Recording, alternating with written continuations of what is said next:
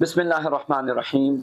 अपने बच्चों को बल्कि अपने आने वाली नस्लों को ये बता दे कि आज जो अमल दे रहा हो ये अमल कभी न छोड़े। इस अमल की बरकत से रिज़्क़ की फरावानी होगी। इस अमल की बरकत से घर से रिज़्क़ की तंगी खत्म हो जाएगी और फिर कभी नहीं आएगी। इस अमल की बरकत से घर में दस्तरखान चलेंगे। अमल क्या है? ईशा के बाद 3 मरतबा सूरह वाक़िया पढ़े।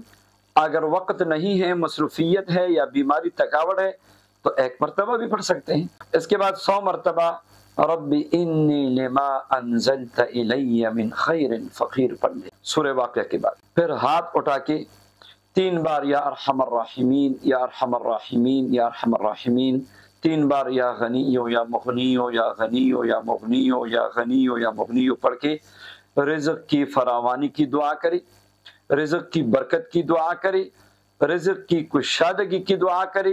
ये अमल मुजर्रब अमल है।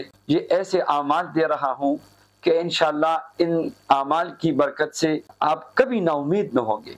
रिज़्क़ की ऐसी बरकत होगी कि लोग हैरान होंगे। पढ़िए अमल, ये आमाल, ये कुरानी आमाल है, ये बुजुर्गों के बताए हुए आमाल है।